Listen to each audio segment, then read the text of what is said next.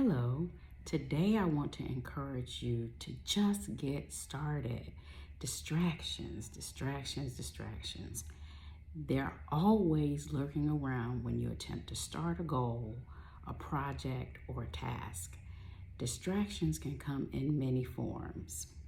They can come as your children or your spouse, vying for your attention on a day you set aside to complete or begin a task. The funny thing is, when you're sitting home with nothing planned, they are nowhere to be found and you're the last thing on their mind. But because you have set out to do something life-changing, they make an appearance and begin to make you feel guilty that you won't be available for them. Distractions may also be in the form of dishes or laundry that are piling up. It may come as a negative talk or mind trash that plays like a broken record in your mind. This is not a good time. You're already too busy to start this. You don't have the education needed. You don't have the funds. You won't stick to going to the gym or eating right long enough to see the results. Remember your sister's friend's friend? And remember your second aunt of your dad's cousin that tried this same thing and it was downright embarrassing how unsuccessful it was. Or you don't have the support you need to be successful. And on and on and on. But have you ever thought that it may be the ploy of the enemy? I meet so many people that share with me their dreams and goals.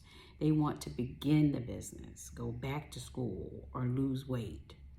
I check back with them and they still have the same dreams, but no action, no progress. And this is a year or even years later. I want to encourage you to just get started. You may not have all the answers, but if God has checked all of your boxes, then go. I'm not saying to not have a plan and begin haphazardly, but proceed ahead. God will make a way. He just wants you to begin and to get started. He will make a way. Let me share with you that it is the trick of the enemy to discourage you. He doesn't want you to be successful at helping others. He wants you to give up, quit, and lose faith in God. He has a tactic made specifically for you that involves placing obstacles and roadblocks in your way. He has studied you and realizes all it takes is you having your spouse or your children act up, the finances dwindle, or you feeling it just isn't meant for you. These are the things that he knows will make you quit.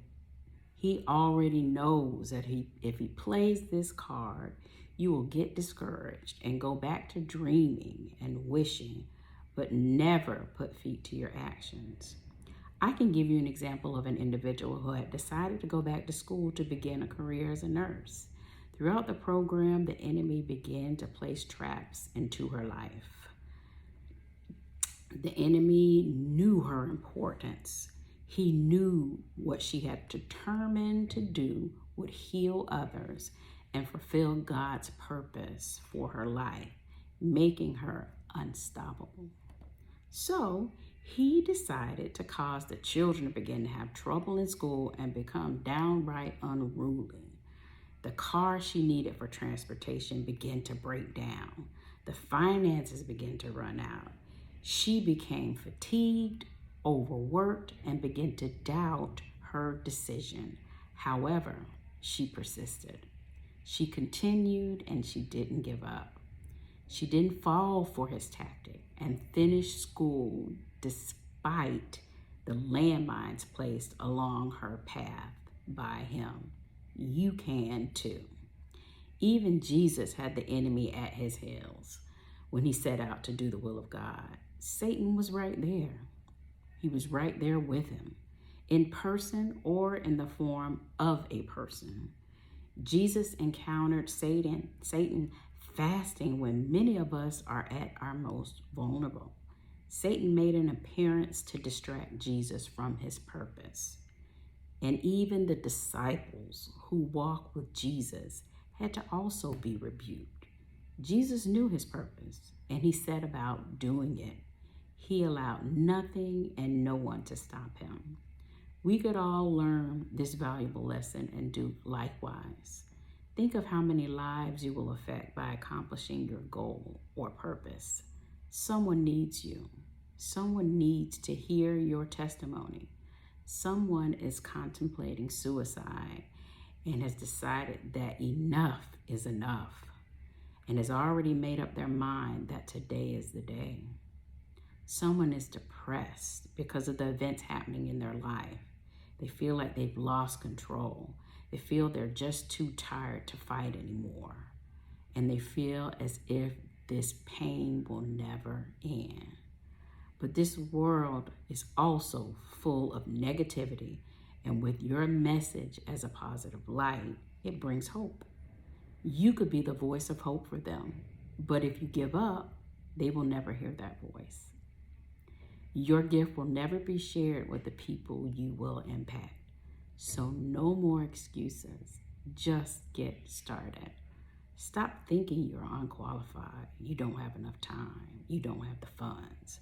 Again, God will make a way for you because you have a mind to help others. He will bring it to pass. So let me give you some action steps to get started. Number 1, start with a goal you've been trying to reach for years, and you know accomplishing it will change your life drastically. Start with just one goal. Number 2, include God in your goal. Pray and ask for his assistance to encourage you to complete your goal. Make a commitment to put it on your calendar as number 3. And use your phone as a daily reminder too. This can ensure you work on it daily, on a daily basis. Number 4, find a scripture, take a picture, or find a quote to encourage you when you want to give up. Or continually remind yourself by envisioning how your life will change when you reach the goal you have set for yourself. Will it finally be able to go on vacation? Will it be freedom with your schedule?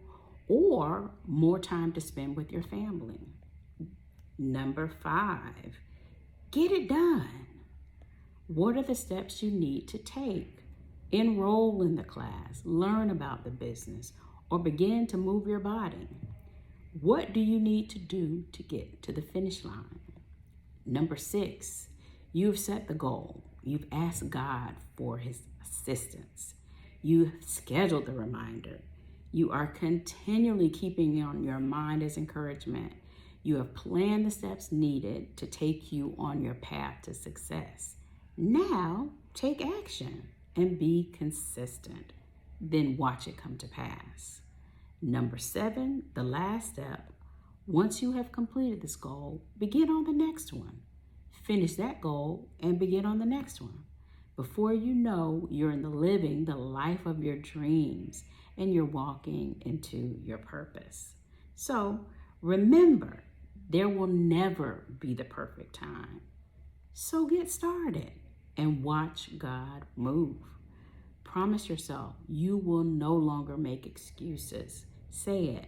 No more excuses or distractions will keep me from meeting my goals. This world needs your voice. This world needs your message. Be encouraged and be blessed, my friend. Bye-bye.